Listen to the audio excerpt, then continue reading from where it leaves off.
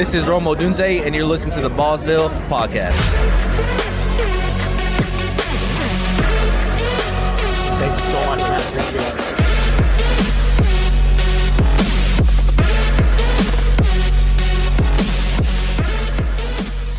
And now, your host of the Ballsville Podcast, Scott Fitzgerald.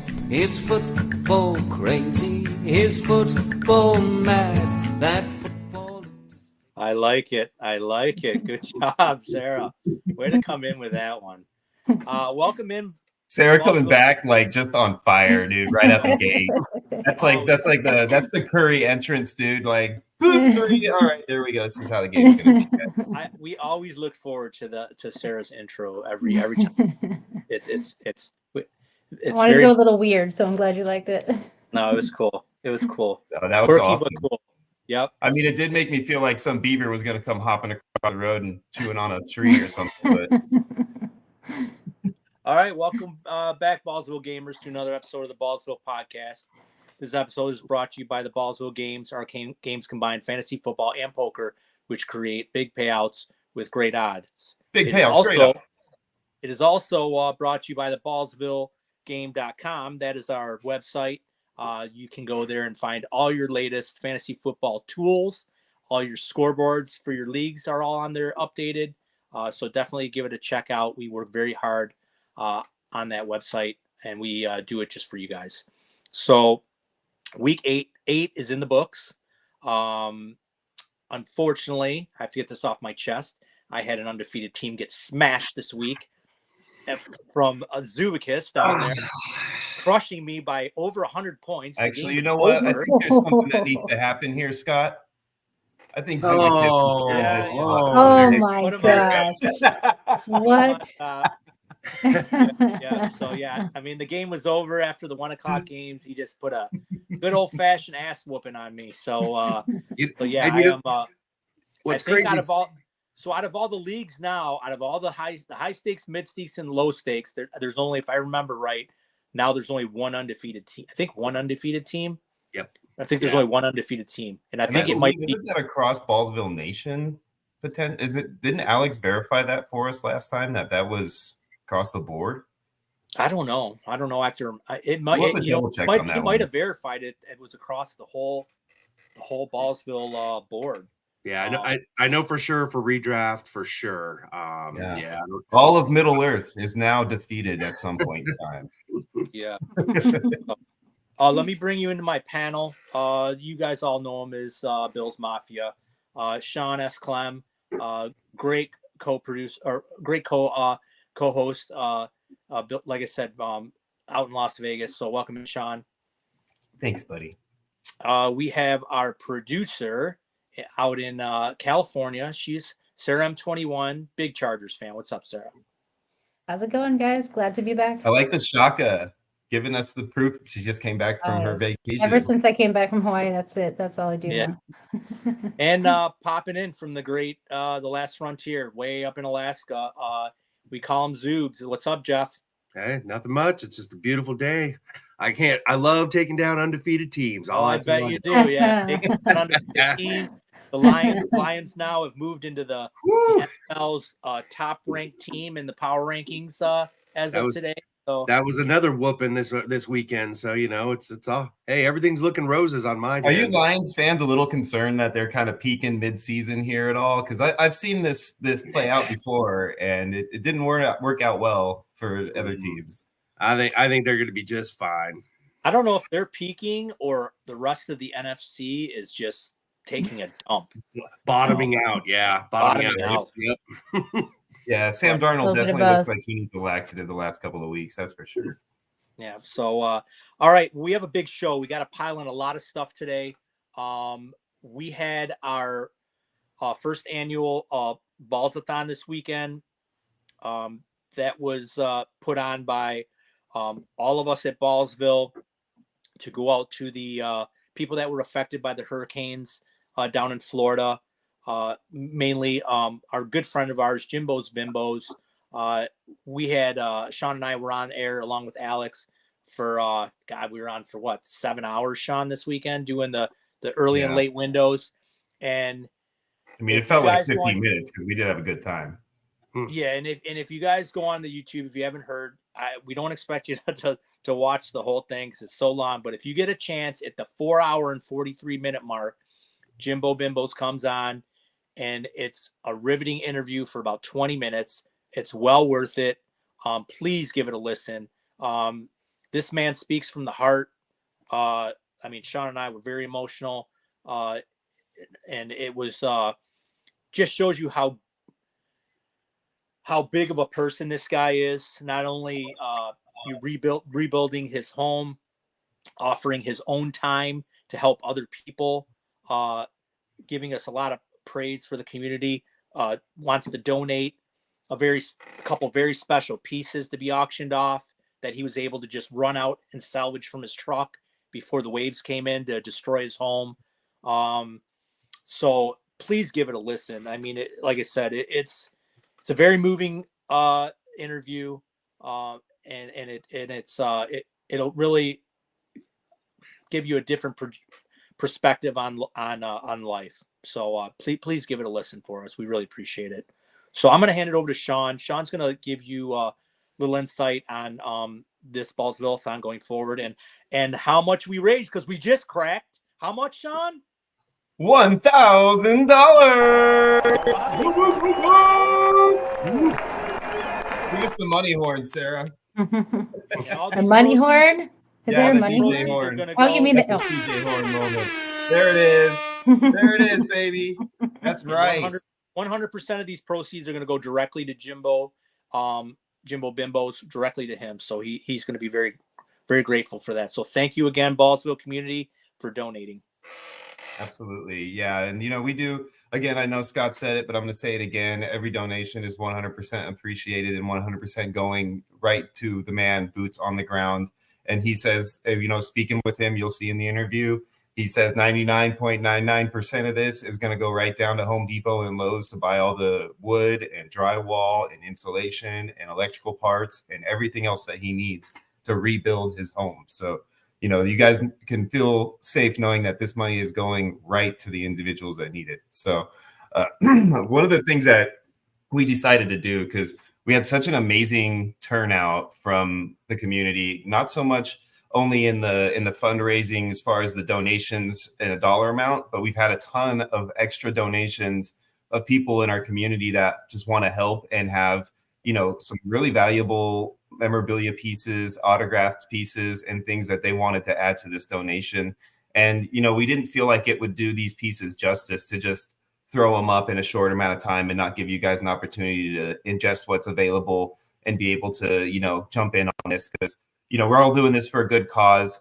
But, if you get the opportunity to, put some money towards an item, it's going to go straight to him and you got a chance to win a really cool item. I think it's a win-win for everybody. So, these people that are donating these items are doing this out of the kindness of their heart, because maybe they can't do a dollar amount. Who knows what the situation might be. So they want you to donate money towards these raffle tickets for these items. So don't feel like you're doing anything wrong by trying to get a raffle ticket. That's definitely a great way to donate, just like any other way to donate would be. So what's going to happen is we're going to have all this stuff updated on the website. We've got so many things that came in. We haven't had the opportunity to get in there and really get the website updated with all the total amounts and what we're doing for these tickets and everything. So keep an eye on that. By next Friday's pod, we will have a breakdown on everything, but it will probably be up on the website tomorrow. So you guys are more than welcome to, keep checking out the website between now and our Friday pod if you want to get a head start on what's coming up. So we've also decided, since we had such a great time on Sunday going through it, particularly with the way that first round of games played out. And I mean, we had a frenzy of red zone action and end of game 2-minute drills and just a flurry of fun right there at the halfway point. And, me and Scott were talking the other day, and with all this influx of love that's coming in, we don't feel like one weekend was enough. We want to extend the Ballsville games, Balls-a-thon, and add a mini Balls-a-thon this coming Sunday from 10 a.m. to 1 p.m. Pacific Standard Time, the early window. We are going to be back on the air with you guys for a 4-hour block party, doing the same thing, new items available, same donation, same GoFundMe, same individual getting the help he needs.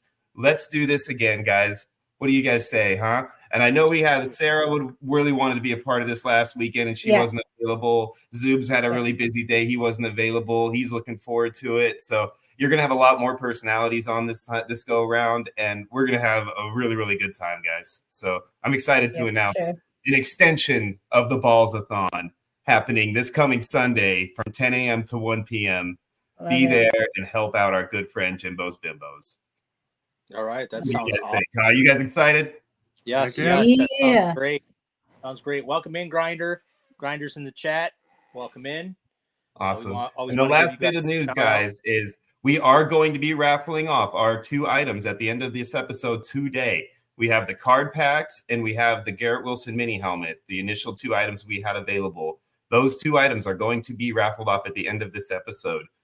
So everybody who's in those raffles, make sure you're in the audience right now. Make sure you get in the audience if you're not, because you need to be here and find out if you're going to be the lucky winner of this Garrett Wilson autographed football helmet. From what college team is it again, Scott? I don't know. Some team down in Ohio somewhere. Or this amazing pack of 6-pack of cards. And whoever wins a 6-pack of cards, we need you in this, because we want to ask you if you want us to open them here on live on air so we see what cards you get and you see what cards you get, or if you just want us to mail them to you and you can open them in the privacy of your own domicile. So get your butts in here and let's get going. This raffle is going to be a lot of fun, guys.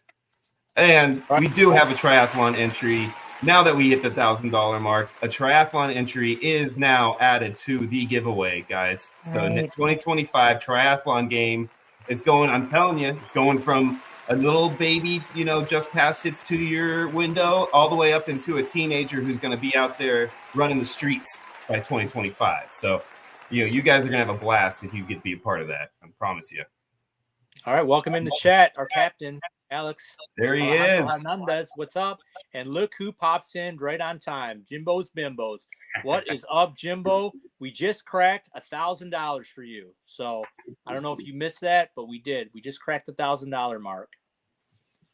So really happy about that. This is great. And we just talked about an extension of the Balls-a-thon game next Sunday too, my friends. So if you haven't had a chance to hear that, dude, hit that rewind button for a minute and just listen to the last 5 minutes or so and get a catch up on that, because it's going to be a lot of fun.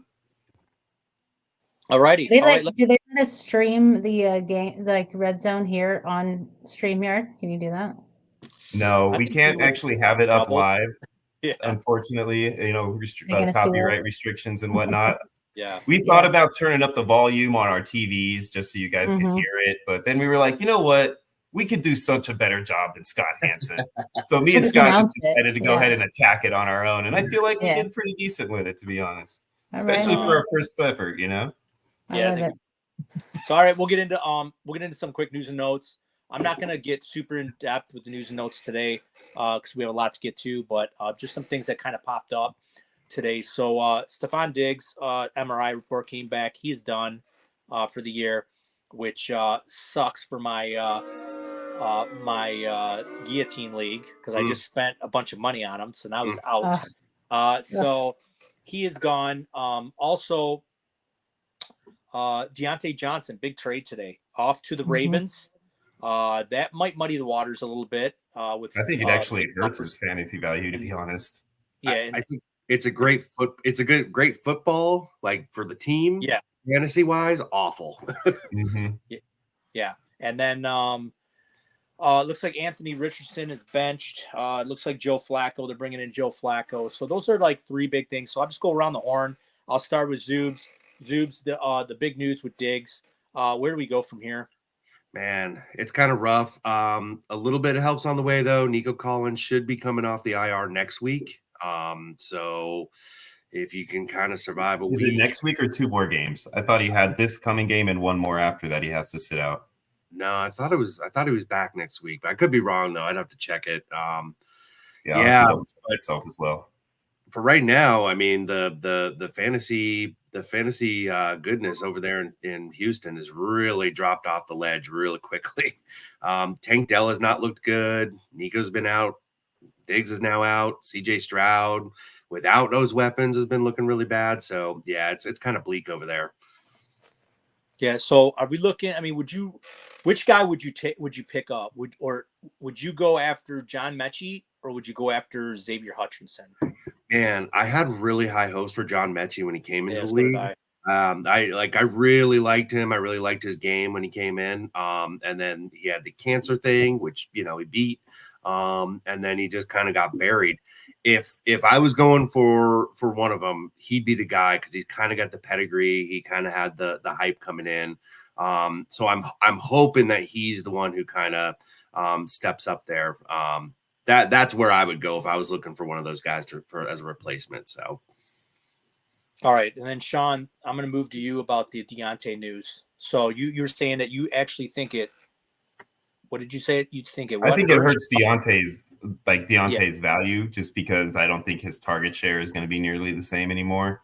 I think even though he's on a crappy team, he was just going to have the ball like flooded his direction up until now. So I think it helps him as a person. It helps the Ravens as a team. Everything else is great. It's just the fantasy aspect. It sucks. I think it maybe gives Lamar a slight bump, but that's probably it as far as the fantasy value that it helps on the Ravens. I think everybody else is slightly hurt by that. So, it's really not very much of a win in the fantasy world as far as that's concerned. But otherwise, it's a great trade for the NFL. It sucks for the Bills. Great trade for everybody else in the NFL. right. And I'll go to Sarah with the replacement of Joe Flacco, inserting Joe Flacco back in the lineup. This just needs to be done. I mean, this is a 4-4 team. They're going to sink if they continue to stick Anthony Richardson in there. He's not ready. He needs to sit another year. Jordan Love did it. You got pieces that you paid a lot of money for. Pittman, Jonathan Taylor. This is a win now team. You got to move on forward with Joe Flacco at this point. I mean, it's just going to make everybody around him better. He makes everybody around him better. And like I said, this is a team that if they didn't make this move now, they were going to sink out of the playoffs. What do you think? Well, Anthony Richards also was very expensive for people. He was going very early in many drafts. So to that, but I mean, he is developing, right? I mean, he's barely played any games since he's started. I mean, I think he's really, really good and really talented. He's and barely I think played any games since he's been alive.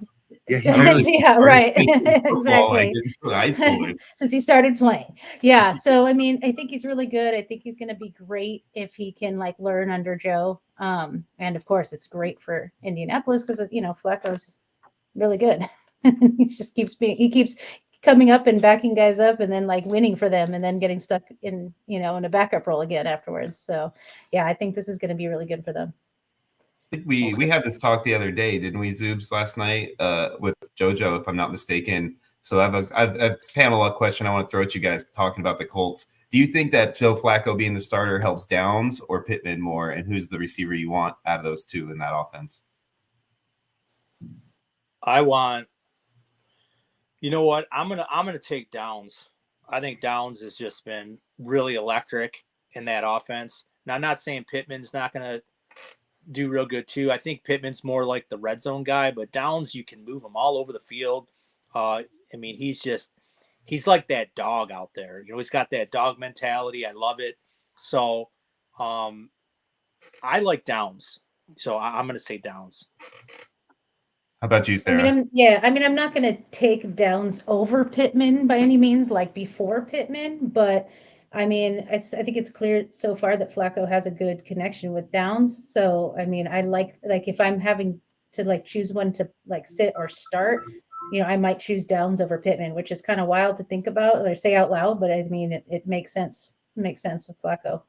Well, and Downs might be an easier trade target also, because Pittman's got the name value. So if you're looking to try to, get him on your roster for a championship run, Downs might be the guy to target because maybe people aren't thinking he's the guy there yet, so. Yeah, you could get him a little bit cheaper.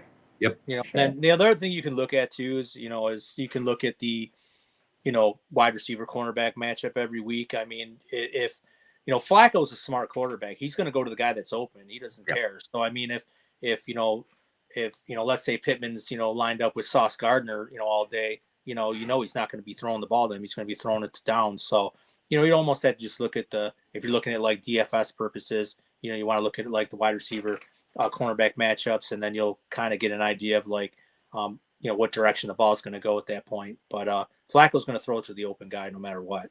Yep. So anyways, so yeah, look at Jim's asking us if Mitchell makes a push to get involved.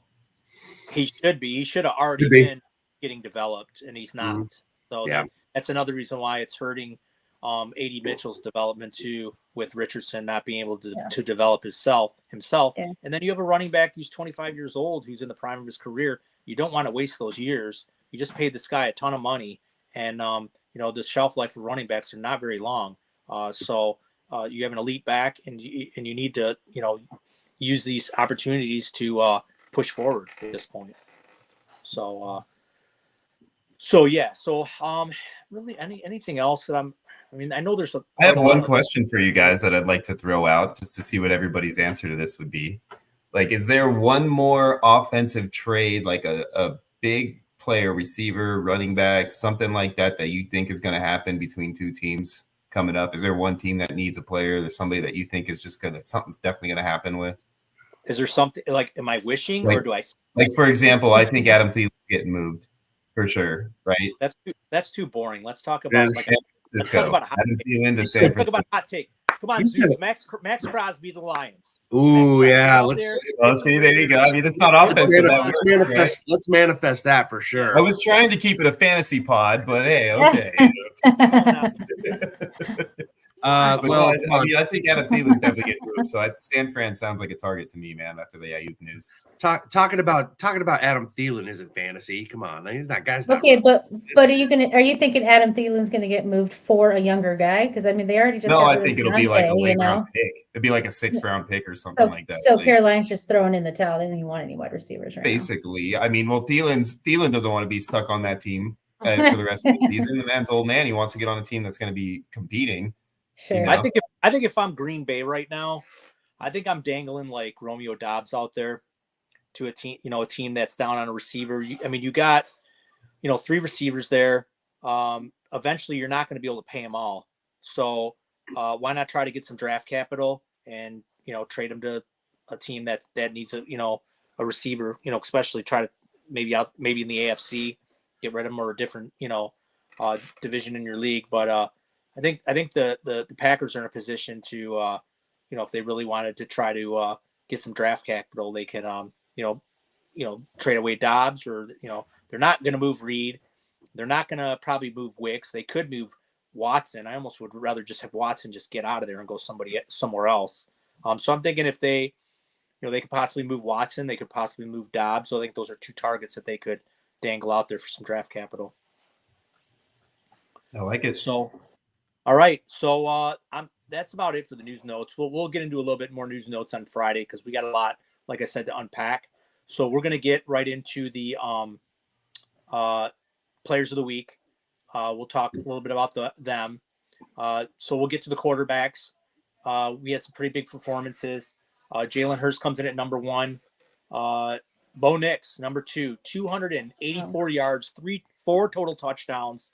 I mean, this guy's coming on. I mean, you can't sugarcoat it. The guy's definitely producing. So you got Kirk Cousins in at number 3 with his 4 tutties, Brock Purdy at 4, Stafford at 5 with both his receivers back. He's looking good. Lamar at 6, Sarah's Herbert at 7, Jameis Winston, finger licking good, coming in at number 8. Number 9 is Trevor Lawrence. Baker. I mean, people keep saying people keep saying this guy's gonna fall. This guy's gonna fall. It's not falling. Okay, top 10 quarterback this week with all receivers gone. Jaden Daniels, man, me and Sean saw it. I almost wanted to log off, and Sean's like, let's just watch this last play. Yes, that was all. This one's over. I said, there's 2 seconds left. Yeah. Man, Daniels, wow. Number 11. Kyler. That's another moment in the episode you guys need to go back and re-listen to, by the way. Yeah, I was all you listeners out there. That was an epic, fun moment right there for us to call that play. Yeah, I was checking out. And the thing is, Sean was like ahead of me. Like I'm on a delay. So Sean goes crazy. And I'm like, what? It's over. You guys had like five beers. I don't know how many other things he's doing. And I'm like, what is he getting all excited for? And then it showed up on my screen. I'm like, oh my God, incredible. So yeah, so Kyler comes in at 12, and then just some quarterbacks outside again. I mean, Pat Mahomes, number 16. I mean, 18 points a week is not going to get it done for a guy you drafted 101, 102, 103 in Superflex. Just not getting it done. Dak, even though he had a pretty big comeback, only 13 fantasy points. Joe Burrow, 12 fantasy points. It's just not getting it done. So, and I'm not going to leave out. I can't even call him CJ Shred anymore because it's not shredding defenses anymore. 12 fantasy points. So a lot of big names are just not showing up this year. I'm not really going to count Burrow. He's still kind of been in there, but it's been like Mahomes and Stroud have been like, and Richardson have been really bad busts this year. It's frustrating too because those are names that you can't sit. You have Mahomes. It's like, how do you sit Mahomes? Like you stare at it maybe do it for a few days and then on Saturday, you can't do this. And you put it back in, But we had that conversation last week. Remember we said, and I even said play Mahomes because somebody was, I think in chat said, should we play Bo Nix or Pat Mahomes this week? And I'm like, well, the matchup is like really good for. Pat Mahomes should have shredded the Raiders. And they're just not. They both had good matchups, and I'm like, you know what? When it comes down to a tie, I'm just going to play the guy with the that's the elite player. So, but I don't know if we can do that anymore. You almost at this point you're playing. I don't know. Jeff, are you playing Baker over him? Oh, for sure. Yeah. Sarah, are you playing? Are you playing Jameis Winston over him? I don't know. That one's tough. The guy just went crazy. I don't know about that. Herbert. I know, but it's okay. like, How about Herbert? Are you playing Herbert over him? I don't know. Honestly, like Pat Mahomes is still Pat Mahomes. She looks so upset about it. She looks like the Pat Mahomes owner that's like, I don't know what the hell to do with this guy, It's true because it's like, the day you bench him is the day he finally starts going crazy. You know what I mean? Like I just don't know what's going on. It's like raising an unruly teenager. It's I'm like, so glad I don't have a lot of shares of that. You know what team could have used a guy like Deontay Johnson? The Chiefs. Right? Yeah. That's what I honestly, right after that trade happened too, I was like, I would have went after Deontay Johnson over DeAndre Hopkins if I knew he was available. I don't know why they didn't go after him. That would have been a much better move for the team, I think. The problem with Mahomes is he's not getting those, over 300 yards, 354 touchdown game with a rushing where you're going to get that from Josh Allen. And so you look at a lot of these quarterbacks, like I know it's still new, but Winston 303. Stafford now almost 304. Cousins almost 304. It gets to a point where we're in the point of the season now where it's time. Are you going to be, are you going to make a rush to the championship, or are you going to, recede out of it? And like if I'm sitting there with CJ Stroud, I'm looking to go pick up Matt Stafford and be like, look, I may have to play Matt Stafford over this guy. I can't play this guy anymore. He's killing me every freaking week. So sometimes you just gotta, we're halfway through the season. You got to just be like, change gears at this point or your season's going to sink. So that's the quarterbacks. We'll move on to the RBs, tailbacks. And I know Sean's excited about this one. Who's in at number one, do you think, Sean? Number one for tailbacks? Yep. Is it my boy James? It's James. Comes in at 28 points. I didn't know for sure if he made it all the way there to one, but I knew he had a monster game. Just eked out Devin Achan. So Devin Achan came in at 26 points. Josh Jacobs at 3, Bijan at 4, Ramondre at 5, Joe Mixon, man, just unstoppable here. 6, Tyrone Tracy. Oh, this is the number one back right here, guy. Number comes in at number 7. Kyron at 8. Jahmyr Gibbs comes in at 9. Isaac Guerrero, I want to talk about this one a little bit. I'll go back to that. DeAndre Swift at 11 and Jonathan Taylor at 12. Some guys that were just outside that are name recognition. Derrick Henry. This is what you get out of Derrick Henry because he doesn't catch a lot of passes. So if he doesn't go for like 140 and 2, you're only going to get like 12 to 14 points a week from him. So that's a little concerning when you get a back like that, doesn't catch passes. And then Saquon just 108 yards, just 12 points. Very disappointing against Cincinnati. But I'll go back to Guerrero My lot effect. quick. This situation is I think he's the better back between him and Mason. I really do. And we Oh, lost no. Scott We in the lost most Scott. funniest pose you could possibly. guys, Ollie's back. Hey, there he is. We missed know. him. But yeah, if you lose Guerrero, or if you still have Guerrero on your roster, don't dump him. Keep him, because I think you still be somewhat involved the rest of the year, even though when McCaffrey comes back, I just think he's a more explosive back than Mason. But I'll go around the horn real quick, just pop a couple things out. So we'll go to Zoobs. Tyrone Tracy. I mean, number one now. I mean, Yeah, he's Singletary. Forget it. he's past Singletary. He's past him, Mhm. and Mhm. yeah, I I think think he moving was ahead of him forward, before the game started, to be honest with he you. was. Yeah, they've made yeah. that choice. The coaching staff over there have made that choice, and he looks better. He looks way more explosive. So, yeah, my if you were lucky enough to pick him up off of waivers a few weeks ago, you got maybe a championship back for the rest of the way. Got you. Now I'll go to Sean. Now, Sean, now it looks like the Bijan train is like going now. I mean, it's like starting to rev up. It's going. Bijan's had some pretty monster weeks the last couple of weeks. So going forward, I think you think we're going to see a little bit less Algier and a little bit more Bijan going forward the rest of this year? I think we can feel comfortable about where we drafted Bijan. I mean, I would say yes, but I'm still weary a little bit. I'm happier than I was a few weeks ago, but I wouldn't say I'm like happy, right? I don't know if that makes any sense. It's like a bad relationship, like, we were going through a rough patch and it's starting to get a little bit better. And I'm just hoping that I, don't show up at her apartment and have like a baseball bat swinging at my head the next time I see her, and it's just going to continue on this path that we're heading, which is up right now, but at any moment it could go immediately down. So I'm kind of in that, unhealthy relationship mode right now with Bijan. Got you. And then I'll go to Sarah on this one. So I was a big Josh Jacobs fan at the beginning of the year. I know a lot of people were poo-pooing on him. Didn't really think he would be a top back, but I mean, he's producing really good in this offense.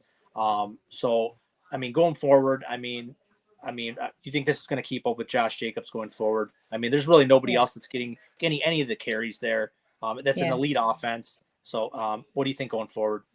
Yeah, I've always liked Josh Jacobs. Last year he looked great, and the year before that he looked pretty great. And he was even producing when he got the ball with the Raiders. You know what I mean? So it's like a lot of people were saying like, "Oh, it's a fluke. It's a fluke." He's a good back. He's a good back, and he's doing it more, and he keeps doing it.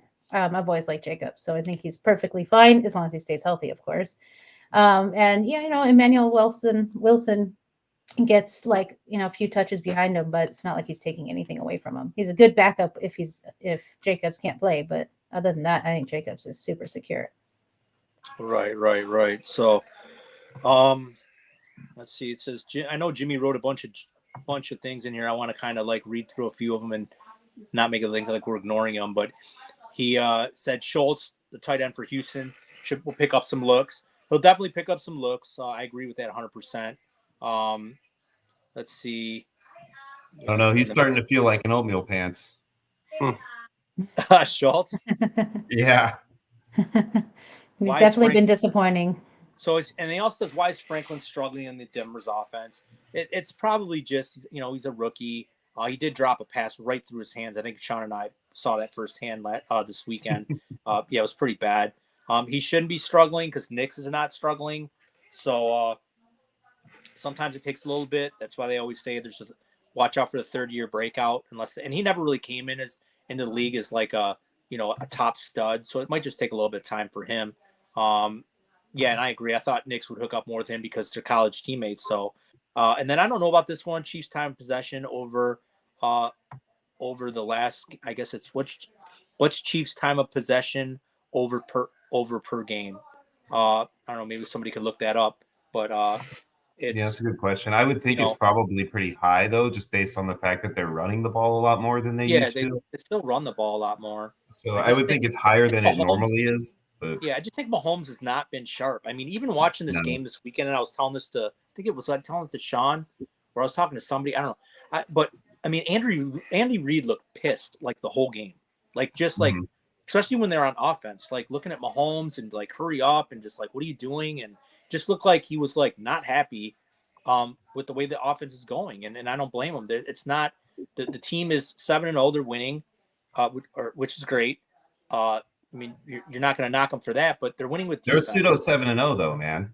They're not going to beat like a Ravens team Yeah. like playing the way they are, or a They Lions get into the team, playoffs and they're out. you Yeah, know, for or a sure. Bills team. They're not going to beat those teams playing the way they're playing.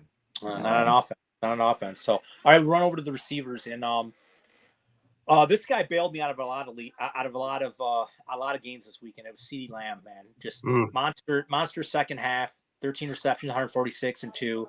And then we'll go to number 2. Who do you think number 2 is, Sarah? I mean, I want it to be Tolbert. No, come on. I want it to be if I go Tolbert. to you, He's But talking I about the mean, number 2 overall scorer for this week in oh, fantasy. I'm so and the sorry. receiver. I thought you were saying number 2 on. Oh my God, If I it's go to Lad. you, Come if I go to on, you, it's something like that, Lad. it's a layup. Yeah, if I go It's to you, the it's a layup. McConkey Yeah. donkey.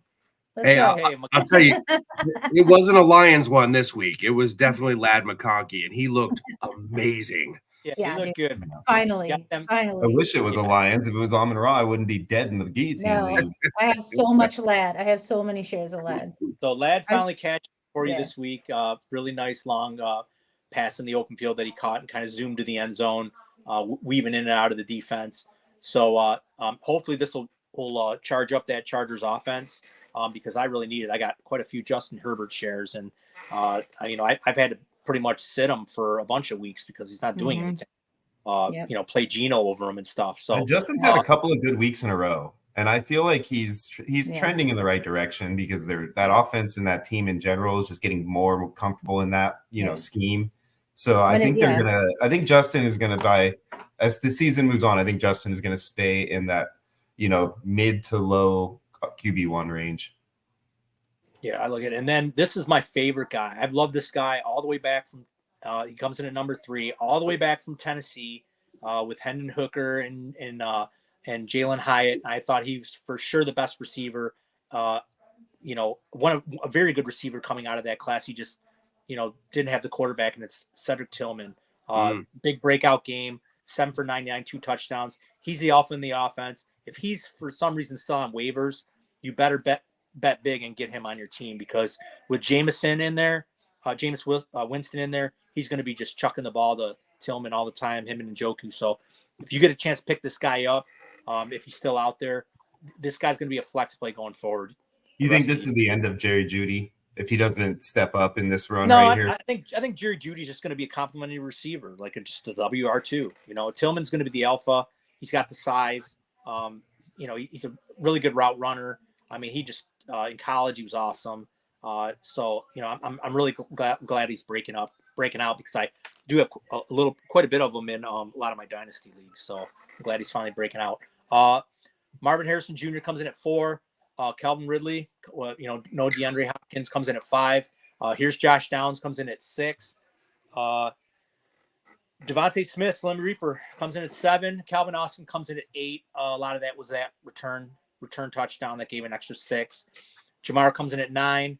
Khalil Shakir comes in at 10. Justin Jefferson 11, and Chris Olave sighting comes in at number 12. Some guys that were just out.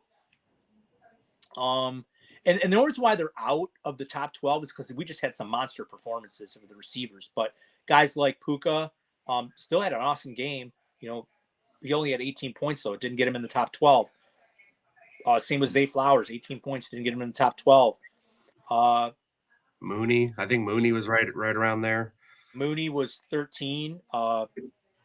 Let's see, Terry McLaurin, 5 for 125. He didn't get in the box though. Garrett Wilson was out. Cooper Kupp, only had 16 points. But I'm gonna go around the horn here, and there's a guy. We just had this trade, Deontay Johnson, and I'll go to Sarah first. Sarah, who do you think is going to step up in this Carolina offense now? Because now that Deontay's gone, you have Thielen there still. You have Mingo there. You have Leggett, and then you have this kid named Jalen Coker, who's about 6'3", about 215. And Steve Smith did an interview with him, and Steve Smith said, "Watch out for this guy. Get this guy on your fantasy team." Mm-hmm. Yeah, I think it's going to be Leggett and Coker. I think that both of them are going to benefit greatly. I mean, Thielen's still a great wide receiver. He'll still, get some looks in there. I don't think he's going to be bad or anything, but I stay away from Thielen in all of my leagues this year, just because of his age, and you just never know with the quarterback situation. But I can't wait to see Leggett pick up some speed. But yeah, I do think Coker's gonna be right there with him. Yeah, I'm trying to get Coker quite a bit. I'll go up to Sean. Sean, now everyone said this would probably happen. I don't know I think it'll still be a 1A, 1B. He still had a pretty decent game. 5 catches for 113. He just didn't get in the box. But like I said, the Jets suck, man. They're going nowhere the rest of the year. So I'm gonna hand it over to you. I mean, it's Garrett Wilson. It's going to be hard to trade him. I don't think anyone's going to want him in redraft. Obviously, you're not trading him in Dynasty, but I mean, at this point, are you just going to accept the fact if you own him that he's not going to be the guy that you drafted in the second round? I think you kind of have to, right? I mean, they brought in Devontae. Aaron's playing like crap. The entire coaching staff just seems lost. It's complete tire fire going on over there. So, I think anybody on that team right now, with the exception of Breece Hall and maybe Braylon Allen as a handcuff, or just a deep roster position like that, those are the only 2 players that I even really want to have on my team. Everybody else, they're the same Patrick Mahomes scenario, right? Like, you don't want to sit a Garrett Wilson because you're like, man, like, how do I sit Garrett Wilson for a guy like like you just mentioned, Jalen Coker or Xavier Leggett or something? Like, how do I sit Garrett Wilson for that? But it's probably the right move. You just can't bring yourself to do it. So being in that position, I think, is worse sometimes than not even having to worry about them on your roster, right? Because it just causes such a problem and a headache for you on a regular basis. And so that's kind of where I'm at with him right now. Him, Devontae, Aaron, all of them, man. It's just it's a pain in the butt problem, and I don't want to deal with it. But I know you love it. I mean, I'm not saying I'm not trying to trade for Garrett Wilson if I get the right deal, of course, No, he can be, as long as he's sitting behind somebody that I'm like, okay, yeah, I'm definitely okay starting this guy over him. I'm good with that, I know you're loving it as a Bills fan, though, to see the Jets just, puke on themselves. Oh, that's always happy. Oh, man. Yeah. Dude. I mean, there's a reason that their colors are green and white, man, Oh, my God. That division was just handed to you this year. All right. Handed to us this year. Oh, yeah, we're so just like the Patriots were for 25 years, bro. I don't feel bad at all. Are you kidding me? Yeah, no, I'm not saying. I'm just saying. Three putrid teams, and then you got the Bills. So, okay, I'm going to move on to this one, and I know Zoob's going to be super excited to talk about this one. I mean, I noticed a man wearing a blue helmet with a yellow ram horn on it, with his long black hair flowing out, running all over the field, making catches like he was, never missed a beat or anything. It's funny because I saw a guy with a big red beard with some gray in it and glasses running down the field, just grinning like, son of a gun. Yeah, so I'm going to go right over, and I know Zoobs is probably so excited to have Puka Nacua back in his fantasy lineups. The Puka train has taken off from the station, everyone. This is why I drafted him early. He looked great coming back from this injury. He looked amazing out there. And he was on, I think he only played, 32, 35? Dude, that was Sean McVay doing Sean McVay things, though, bro. They were like activated and like, oh, man, we don't know. It's all about Cooper. It's all about Cooper. And then all of a sudden here, like less than 24 hours, Puka's on and like getting 10 targets. But he was on a snap count, and I mean, he played he would play a series, and then they'd bring him out after like maybe two sets or whatever. But he made the most of his time on the field, and I think he left a couple things on the field too. But like I said, Puka train, we're on. It has left the station, and we are on our way now. Right. Yeah, Well, that yeah, division is like, I think they're all at 4-4, right? The entire division. yeah. So I mean, it's not like they have any Wow. reason to throw in the towel. Yeah. No, not at all. And that's why they didn't trade. That when everyone was like, "Oh, they're going to trade Cooper Cup," and I'm like, "No, they're not, man. It's That division's too wide open. They've got too many. wide There's too much of a chance that they could, slide into the playoffs again. And Yeah. McVay's a good coach. Stafford's a good quarterback when he's got all his weapons. If those two top receivers can stay healthy, then they got something going for them. So we were talking about it last night, where I think in one of the guillotines, Stafford was one of the ones that was cut off of a team, and I was saying, Stafford's if Puka and Cup stay healthy, Stafford is a really sneaky play for the rest of the season. Yeah, for sure. Yeah, For sure. Because and like I said, when these coaches say that players are on snap counts when they're coming back from long injuries, it's not because they're still hurt. It's their conditioning. Yep. It's still all about conditioning. So when you're like, oh, I don't know if I should put this guy in my lineup, he's probably still hurt. He's not hurt. They're not going to put him on the field if he's still hurt. It's Right. He can still get 10 targets and 15 snaps. Yeah. You know what I'm saying? Like it's not like they're gonna not hit him with the ball just because he's on a snap count. Right. They'll just make sure that the snaps he's in are worth it. Yeah, and I think Jeff put in Discord, who should I put Puka out there? I'm nervous. I'm like, dude, if he is playing, he's your stud. I can't believe anyone would think not to. Yeah, and then Scott looked and realized you were talking about the league that you were playing against.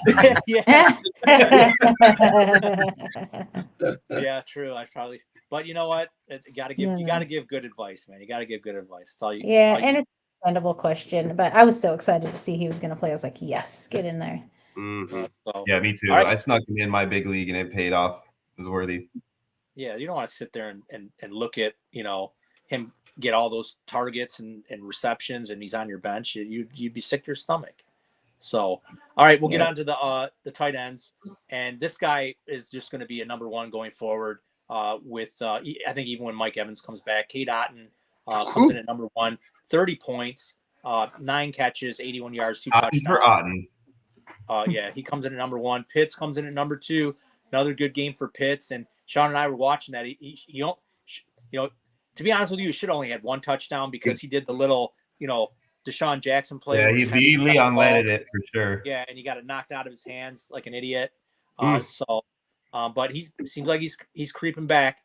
We have a Travis Swift sighting coming in at number 3. I don't know if he's back or not, but I mean, Arrows tour passes. So he's back. George Kittle, he is going to just keep ascending going forward with these injuries. Big monster day for George Kittle. And by the way, it was National Tight End Day. It was. Got a lot of good tight end performances. Yeah, that cost me a game. Brutal loss too. Really painful. Trey McBride comes in at 5. Adam Troutman sighting comes in at 6. David Njoku, another tight end that's going to be really valuable going forward. Tucker Kraft number 8. Another Sam Laporta game. Maybe he can build on this. Number 10, Zach Ertz. I told everybody this guy's a top 15 tight end. Everyone laughed at me in the beginning of the year. So he comes in at number 10. Mark Andrews at 11. He might be back. And Ingram at 12. So not too many guys. There's only really one guy that sticks out to me, or actually 2 guys I want to talk about. And Brock Bowers was a little underwhelming. Only had 5 catches. And then Jake Ferguson, man, we thought this guy was going to probably be a lot more involved in this offense with not a lot of target share on the offense, basically just CeeDee Lamb and maybe a combination of Cooks and Tolbert. But this guy's just not getting involved in the offense, which is I just don't understand why he's not used more in this offense. So, but I mean, I guess I can go around the horn a little bit, but I mean, I really don't have to because all the big names kind of are up there. They all got in. They all played well, and it was first just a time great all week. season. It feels like. Yeah, it was just a great week for tight end. I mean, even like Kincaid, number 14, Conklin 13.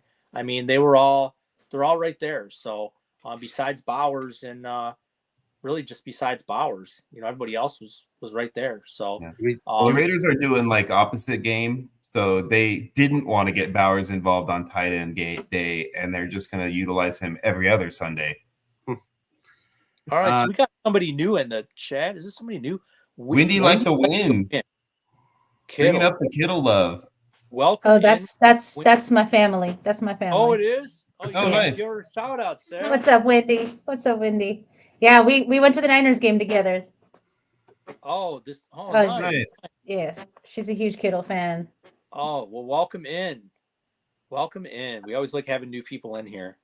And then with the Kirk injury, I know Jimmy said Ingram will be a must start now with Kirk out. I think it's actually going to be Parker Washington, to be honest with you. I mean, Really? Yeah, I think it's going to be him. I would go after that guy. That guy, he produced last year quite a bit, and he's a guy. I think he might have had 4 targets this week. I'd have to maybe bring up the stats. He did, I believe. I think he was the one. He almost got a touchdown too. I think got knocked out of his arms like right at the last second. Yeah, he didn't make the top 25, but Parker Washington's a guy that I would definitely keep an eye on. And I'm picking him up in a bunch of my leagues. Yeah. He's a trend, one of the trending players. And like I said, I remember watching him last year, and he stepped in. I think we should move this pod to after waivers run. I got to give good advice. I'm just messing. All right, so that wraps up the scoring leaders for the week. We are going to move on to our scoreboard section of the pod, and we're going to get into our mini leagues. We have 4 mini leagues, and Zubikis updated them all today, so we're going to run through them real quick. If you guys got to bring that up. Can you see that, Zubs? Or you have a computer on your end? Or Yeah, I can see it. Okay. Yep. All right. Why don't you? I'm going to hand it off to you, and you can race right through them. All right. So so the first league is Nintendo League. So you got Chiefs Life is number 1 in Mario. In Luigi, you got K Dog Gotti Dog. Luigi when I update these, I try to say if they're a new target or a new league leader. So that's nice. That's what that little blue box is. So every week, if they've jumped up to the leader spot, I put that in there for them. That way, you can see if somebody new is who is taken over. That's what that is. In 3 Samus League, you got White Knight 1988. He is also the division point leader for this division, so he's got the high score out of all the division the leagues there. Number 4 is Mega Man, so that's T Price 269. He's a new one. In 5 Bowser, you got C Sims 52. He's also a new division leader. In 6 Link, you got Freemance 2447. DK, you got Royal Wii. Division 8 Yoshi, you got Nameless King. In Division 9 Wario, Freemance again 2447. He's also new this week. And then in Division 10, JM Hubs. So he is. Yep, Waluigi. Awesome.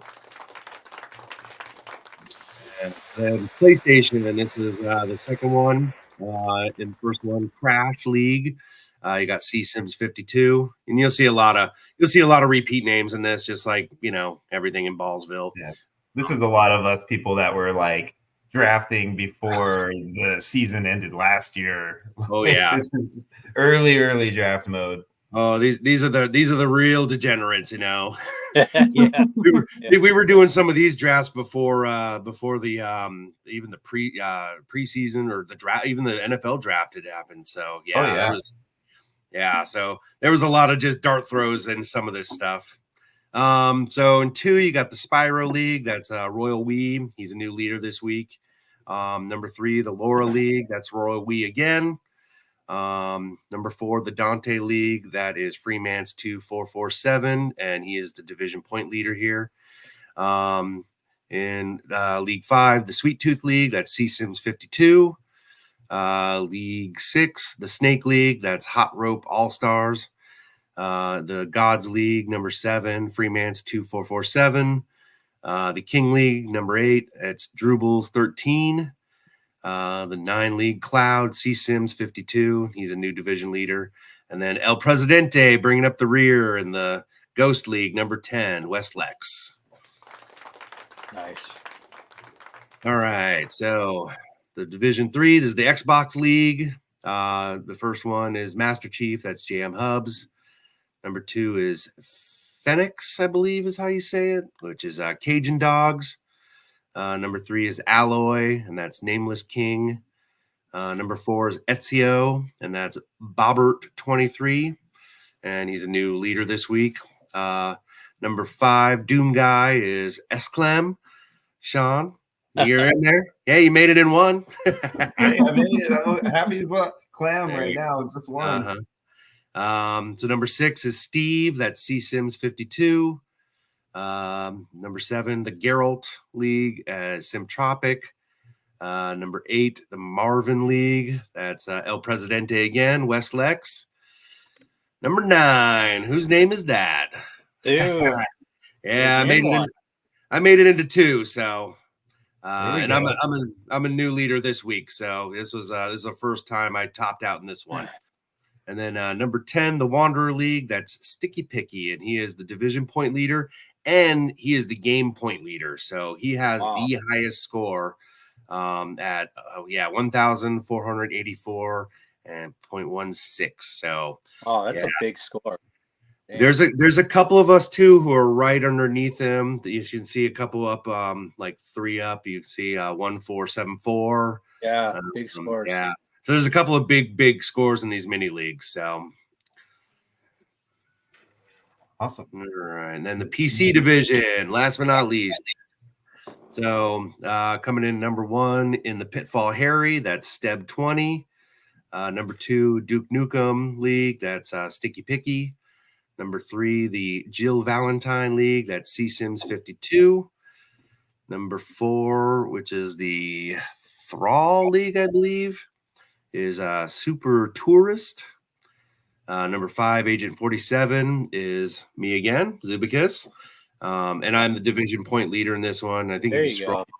Yeah, I think, and like I said, if you scroll over, I think I'm like right below the overall 1475. Yeah, I think I've got the second highest score. So, yeah. Nice. Hey, well, if you're not first, you're last. I know. Hey, I'll get there. I've got faith. So number 6, the Pika League. That's Drubel's 13.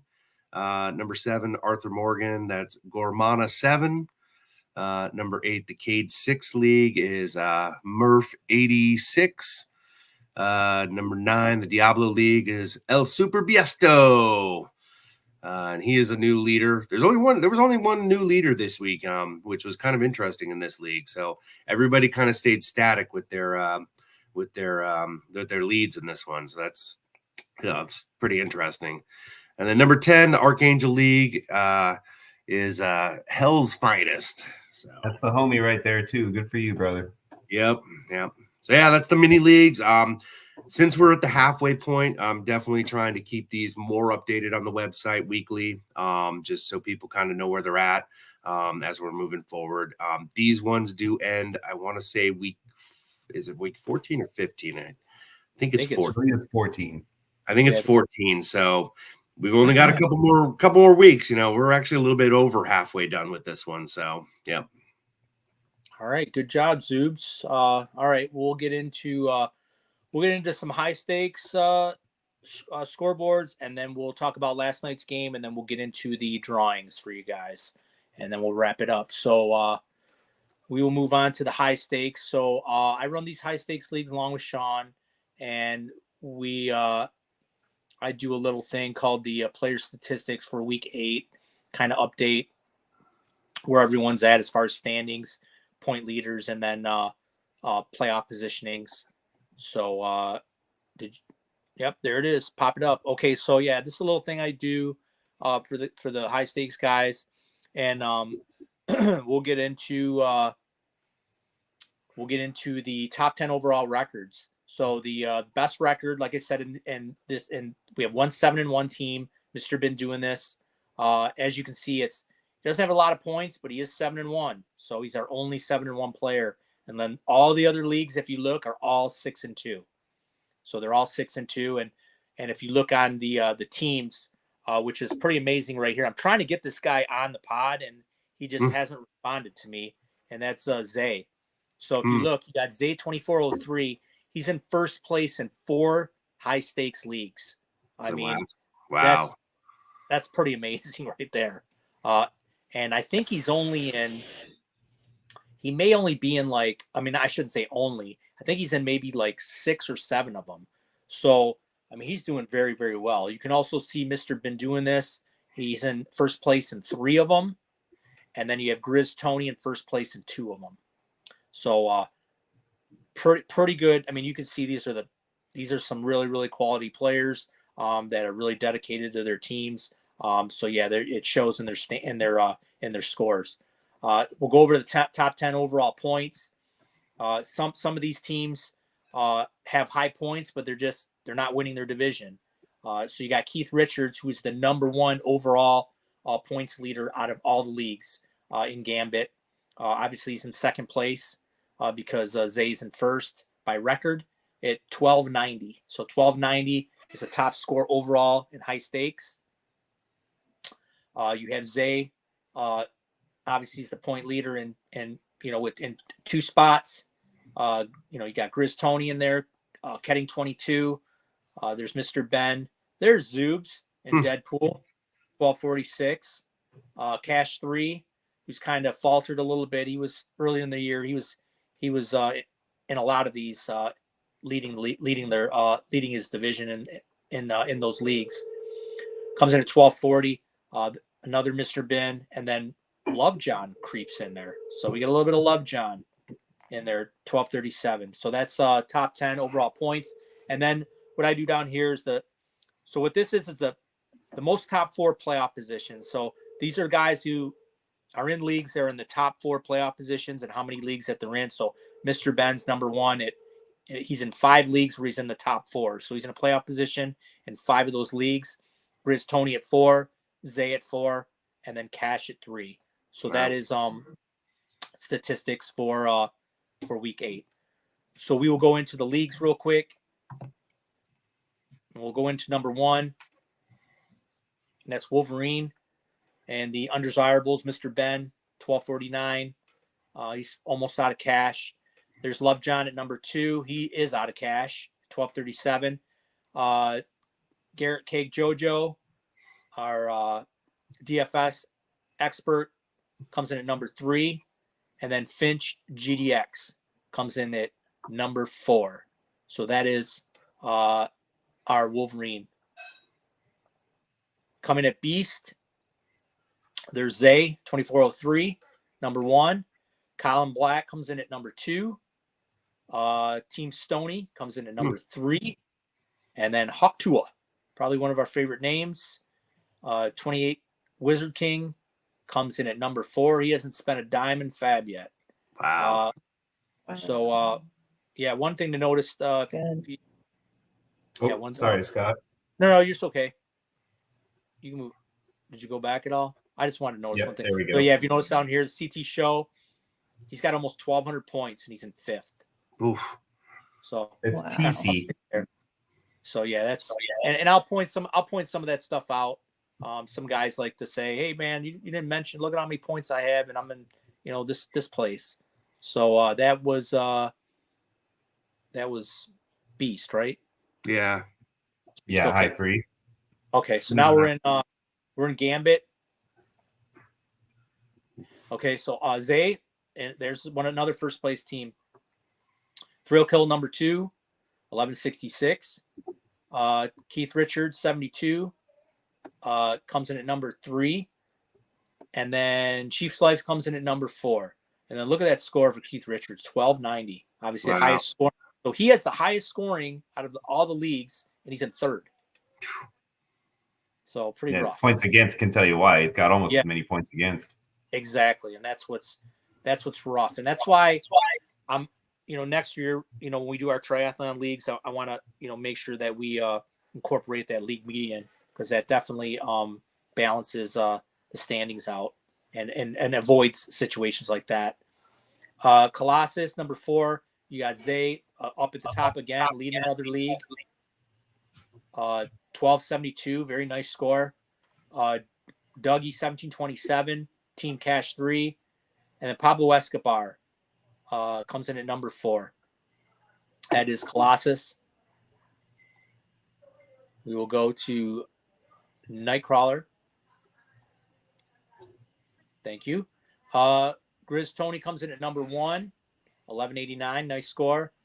Jesse 24, I guess that's Yesage or whatever, comes in at number 2. He is fresh out of Ducats. Nice score, 1210. Cash 3 comes in at 3. And then Mr. Ben with the Gila Monsters comes in at number 4. Here and then down here at number 6, Wizard King at 4 and 4, 1206, sitting at number 6. You got to start spending some money there, Wizard King. Still got $100. All right, we'll move on to Phoenix. Number 6, Ghostbusters, Mr. Ben, in first place, 1240. Nice score. He's fresh out of cash. Ketting 22 comes in at number 2. Scofflaw 86 comes in at number 3. And then there's Sklem at number 4, 1142. And Sean, are you going to spend any of that money or what? I don't know. I'm thinking about it. Maybe I'll go in there and pick up a player or two. We'll see. All right, there's some guys on the waivers this week. It's hard, man, because the Depth Crusaders had so many high draft picks late in the draft that my depth is better than any other guys available, right? Oh, okay, that's it. All right, throw that one in. So that's me. We will go to number 7, Iceman. My favorite name. So, Mr. Ben, Toon Squad comes in at number 1. Pretty low score, 1080. TDX Storm comes at number 2. Asian comes in at number 3. And then Grizz Tony comes in at number 4. So it looks like here you got Bada Bing here at number 5's got 1188. So yeah, he could easily be, I mean, any of these teams down here could easily be in first place. They're all have more scores than Mr. Ben except for Grizz Tony. So yeah, so Mr. Ben just doing it with the matchups, and he's 7-0.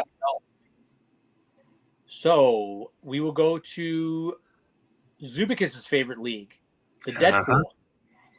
And Kading 22 comes in at number 1, 1268, very nice score. Wade Wilson, Zoobs, comes in at number 2, 5 and 3, 1246, very nice score. Sigma 1234 comes in at number 3 at 5 and 3. And then Grizz Tony at number 4 with a score of 889. So crazy right there. That's a very low score. But he's still in the playoff hunt. That's Deadpool. Mr. Sinister, team number 9, or high number 9, we have Zay again. That owner Zay is in at 6 and 2 at 1270. Nice score. Cash 3 comes in at number 2. He's fresh out of cash. Big Blue 079 comes in at number 3. And then Brocky Balboa, there's JoJo, comes in at number 4 at 1108. So that is Mr. Sinister. That one's crazy. That was all, there were 6 and 2 and then 5 and 3s on the top 6, which is wild. Yep. All 4 of us in the League 6 that we went through, that I'm in the 4th place, we are all tied at 6 and 2. Crazy. Every single team. Wow. Crazy. Very good parody. Yep. So in the high number 10, Magneto, I'm not cussing, says Grizz Tony. He's in at number 1, 1260, nice score. Twin Sanity, they came over from he came over and brought a lot of players from that Costco leagues. So welcome in, guys. He's in at number 2. Mutant RB Bullies is cash 3, comes in at number 3.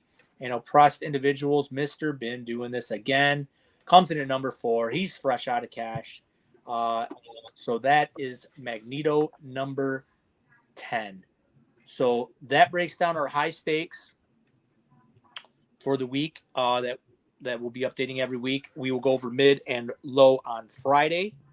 And before we get into the drawings, I feel we have enough time to go over last night's game real quickly, because I think there's some important things to talk about. The Steelers. Real quick, Scott, can we mention that we want to make sure if you are in the drawing, I would like to bring up who we have listed in the drawing right now so that you guys can verify for us while we're talking here. If you don't hear your name in this drawing list and you want to be in this drawing, let us know in the chat so that we can make sure to get you added in before we do this drawing here. So currently right now, what we have in the drawing is we're doing the card packs drawing. We have Frances, which is Alex's wife. She is in the card pack drawing and the one that gave us the donation that simultaneously put me in the poop costume. So I appreciate you for that one. We got Aaron Ralph, Michael Mendez, Ryan Virgilio, which is my buddy, and I know for a fact that he is in this, Stephen Smith, and Daniel Payne. So if you didn't hear your name and you want to be in on this one, make sure that you let me know before we do this drawing so that we can get you added in, okay? And go ahead, Scott. We'll go ahead and move into the game, and then we can come back to this when we get ready to do the raffle. Yeah, and then also let us know if you guys, if you do hit the raffle, if you want us to open the cards on air so you can see them, or if you just want them to be delivered, you can open them yourself. So it's up to you guys. You guys can let us know in chat, and we'll go from there.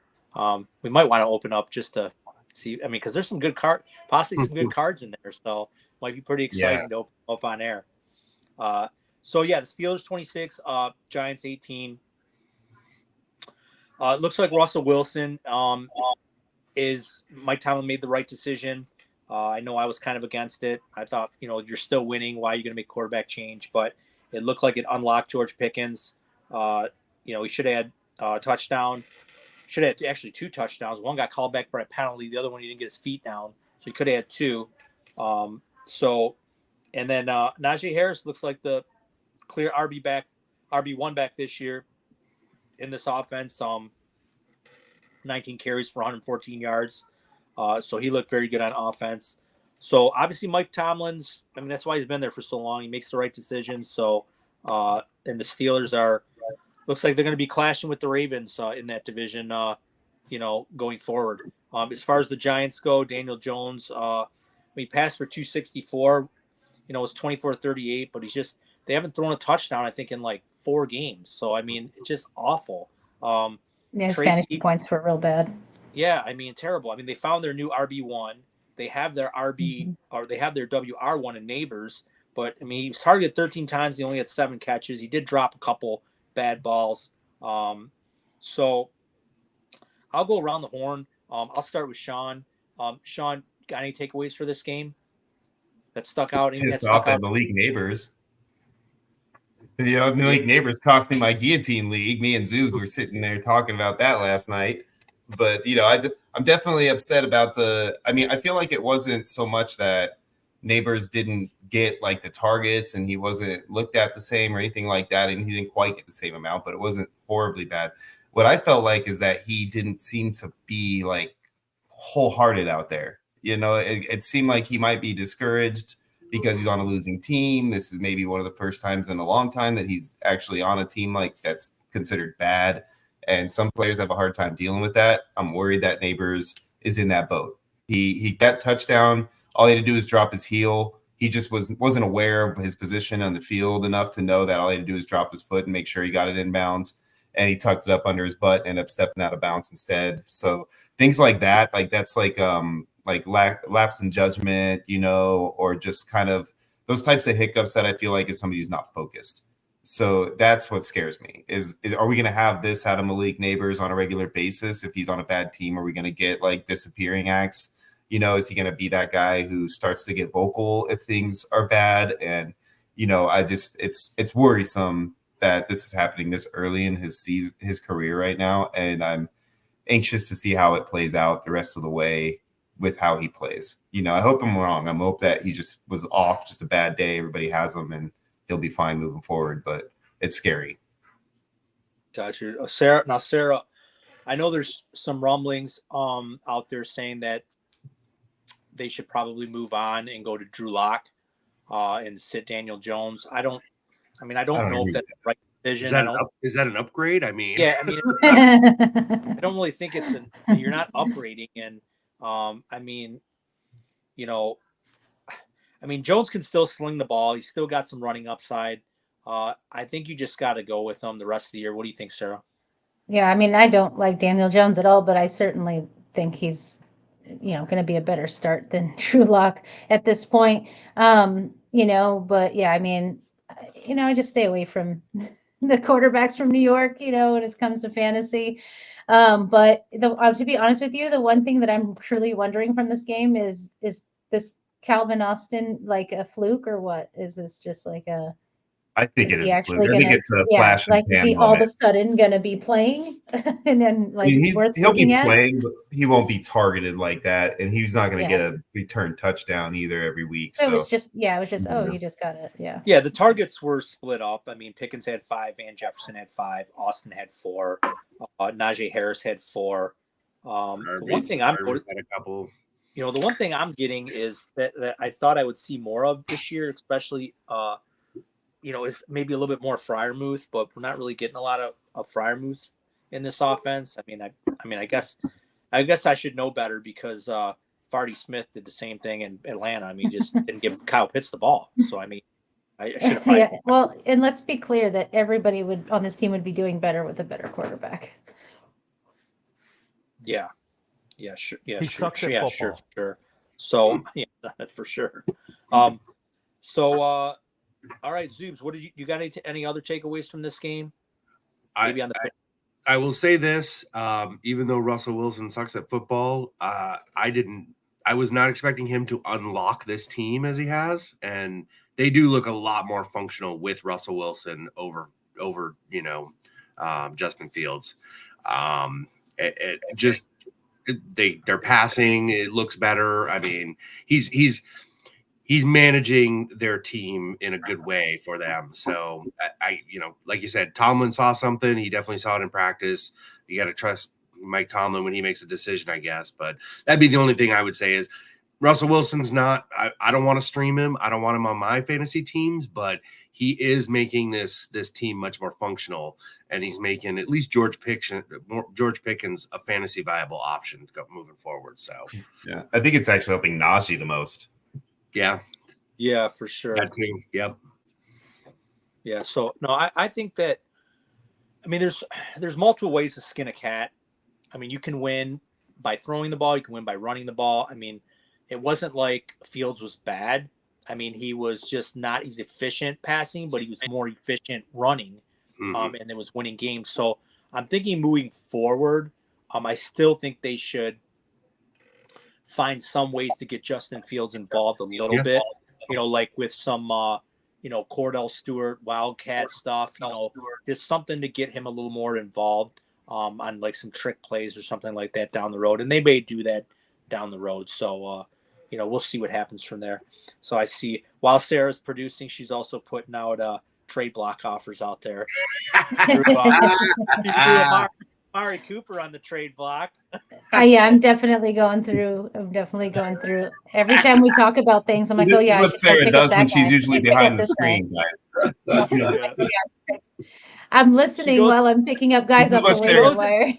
She scours the waiver wire and thinks, okay, these guys are busy. I'm gonna pick this guy up. I'm gonna try to get a trade in, while they're screwing around on here. You know it. And you know what, Scott? You saw him go up, so I know you're looking around too. Oh yeah, I do for sure. I got my phone right in front of me. I know you're Yep.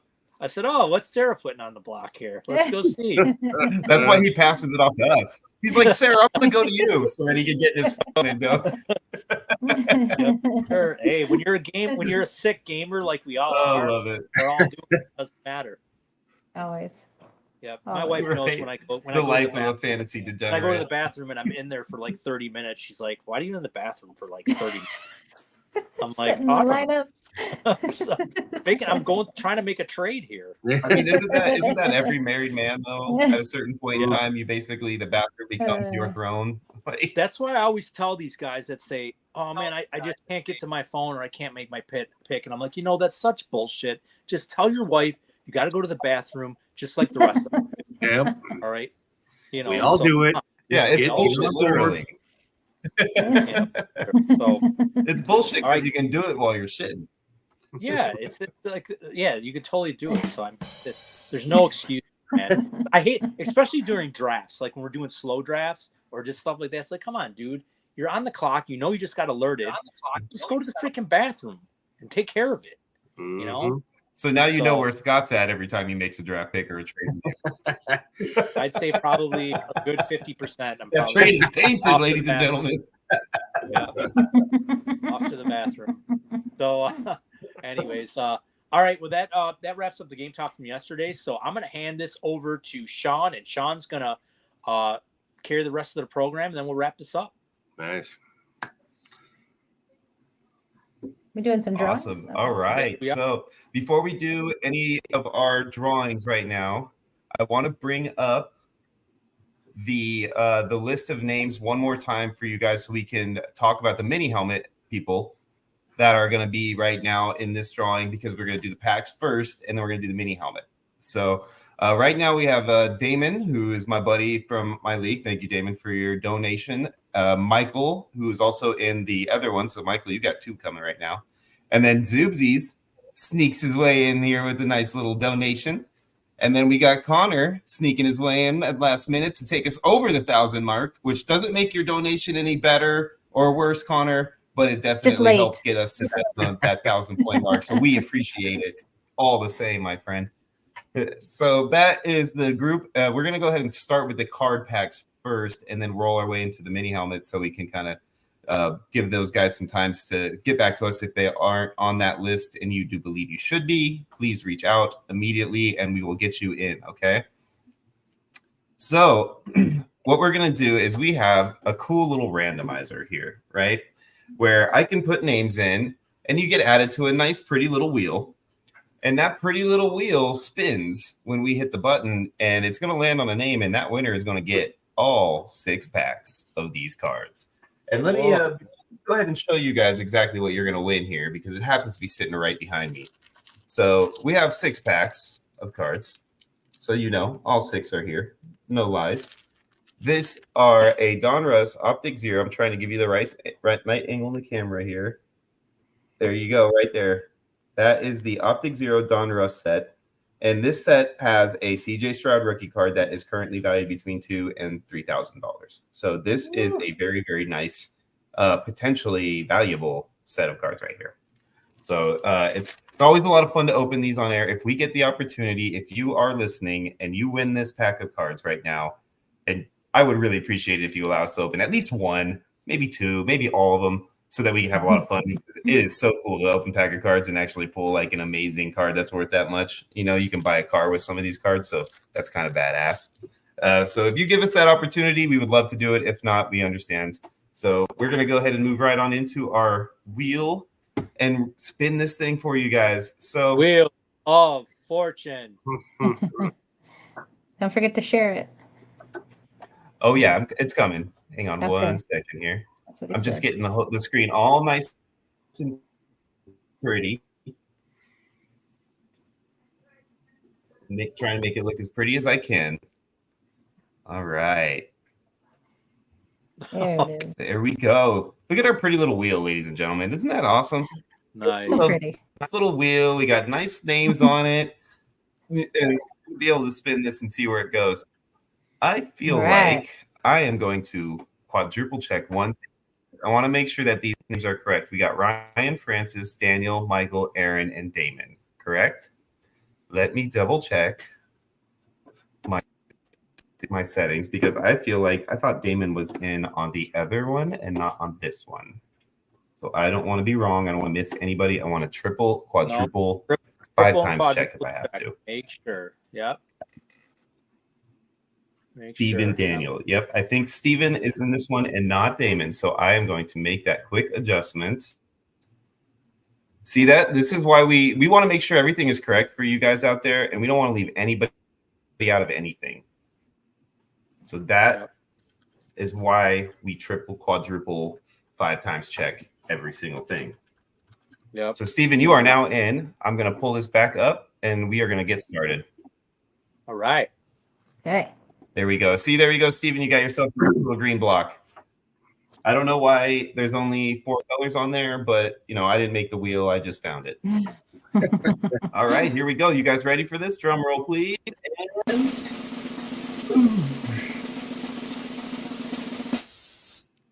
Oh, who's going to be the winner of the car? Daniel. Is it Daniel? Wait, it's Daniel. No. D-Payne, the big winner of the cards. Woo, woo, woo. All right, Daniel, if you're listening, brother, please let us open at least one of these packs.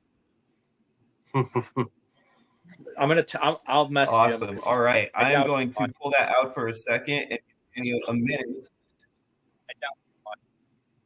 Scott, are you going to shoot him a quick little DM to see I'm if gonna he's going to shoot him a let DM us open a pack or two? See what he wants us to do.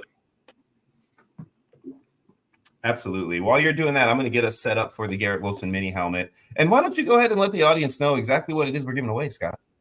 I'm not. I have nothing to do. Go to Zubikis. I'm just kidding. You can do it, Zoobs, if you want. He's putting in trades, all right? Jeez. I'm trying to get hold of Daniel. No, he's actually probably dead. It's so great. That's awesome. I'm glad it's one of our good people. You know, I would have been happy with whoever won, but it's always nice to see somebody you know win something. So good. I'm happy for you, Daniel. Plus, he is also, if I'm not mistaken, he is donating a few items of the new items that we're getting. I'll have to triple check that, but I believe that might be the case, which also is a cool thing considering. Nice. Yeah.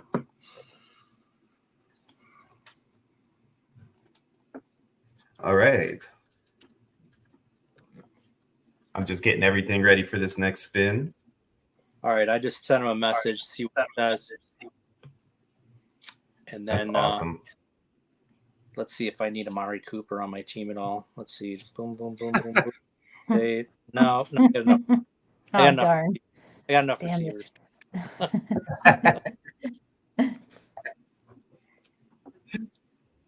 Oh, I love it. All right. So in this one, this is for the Garrett Wilson, Ohio State, Scott's favorite college football team, mini helmet, autographed by the man himself. We are pulling this up. We have 4 people in on this one, ladies and gentlemen. We have Jeff, Michael, Dave, Connor. Jeff, is that you? All right, That's you guys. me. There's only Yep. 4 of you, man. One of you 4 lucky bastards. Get that helmet. All right, let's go. Here we go. Spinorama. Get this baby. Oh, no. It's a Michael. Is it gonna be Michael? Michael. Is it Michael? Nice. It's Michael. Almost made it to you, buddy. Almost, but we got Michael. Michael. All right, I Michael, have to so be reach honest, out I'm to glad me, it DM wasn't. me in our Discord. If you can't find me, reach out to Alex or Lutz, whoever it is, and you reach out to us, give us an address, and I'm going to mail that thing to you here this week. All right, brother? I'll let you know tracking everything you need, okay? So give me the information we need, and we'll get that to you. Same as to you, Daniel. Just get me all your info so I can send you these cards, whether we get to open them or not. I definitely want to make sure I can get you guys all these things that we are. Yeah. You guys are so nice to donate for. You deserve these items that you just won. So congratulations. I'm glad it wasn't a congrats, guys. podcast member. That's awesome, man. I'm happy about that. So, Yeah, another thing I want to talk about while we give just a couple minutes, see if Daniel wants to use cards, is part of this giveaway is we are going to go ahead and send out a bunch of free entries for 2025 Ballsville games. We reached 1,000 marks, so the triathlon now has a free entry for next year involved. We have some mini games entries. We have some Ballsville game entries. And what we're doing is we were thinking about giving away some of those today. We decided that since we want to extend this through the week and collect as much as we possibly can for him, we're going to go ahead and get all of those together at the end of the overall fundraiser, which will be next Tuesday's pod as of right now. And we'll go ahead and do a drawing at that point for all of our free giveaways for anybody who's in the donation pool. So that's kind of how we want to make sure we do this. We're looking at some other opportunities for you guys too that might come up here in the next week, but we'll have some more information on all that for you guys coming up Tuesday. We'll make it a little bit more of a surprise. It's always going to be good news if we bring you a surprise, so don't you guys worry. But that's something that we're looking forward to, and I'll have a whole breakdown of everything for you guys. Me and Alex and Scott are getting together to update the website and get everything squared away for all the new prizes that are going to be included in the raffle moving forward. So I'm really, really excited about this. I'm so glad we hit that 1,000 mark. I was really, really hoping that would happen before today's pod, and you guys made it happen out there, and we thank you 100%. It's amazing what you guys have been able to do for us and for Jimbo. Now, nice. is Michael, is his name Grinder Omega? Yeah. I believe so. Okay. That's you, right, Michael Grinder Omega. So yeah, Yeah, just shoot me okay. a DM on Discord, brother. I think you're on our Discord, so shoot me a Yeah, DM on there with your info, and I'll get you the helmet sent over to your house, brother. Congratulations. Yeah, congrats, Michael. Awesome. Yep. Good piece. Yeah, there you go. That's There you awesome, go. man. That's a good deal for a nice Garrett Wilson autograph helmet. As soon as Aaron Rodgers is gone and they can get their tire fire out of there, then that guy's got some studly features, brother. You look at Yeah. potential Hall of Yeah. Famer there. All right, folks. Well, all right. Well, then He might be an Ohio that State fan, which is even better. well, that wraps up this show. I had to say it, Scott.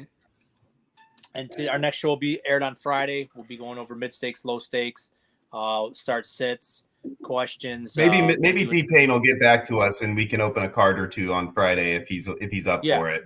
We'll see. We'll give him give him an answer, and then if he gets back to us, we'll see. We'll let you guys know what the update is when we hear from him. Yep. We'll also be doing some trade talks, and we'll be talking more Ballsville-a-thon. So hopefully by then we'll have $1,200 by then. We'll never know. Yep. So Ballsville-a-thon mini. Yeah. All right, gang. For my producer Sarah M21, for Jeff Zubakis way up in Alaska, and for my co-host Shauna Sklem, Bill's And Mafia. for Jimbo, our good buddy out there, working his butt off every day. We appreciate you. Yep, for sure. And everyone that's tuned into the chat, thank you very much. Don't forget to like and subscribe to our podcast on YouTube. Please go to theballsvillegame.com for all your fantasy needs. And until Friday, folks, from all of us, we thank you from our hearts again for all your gracious donations. We are out. That's a wrap.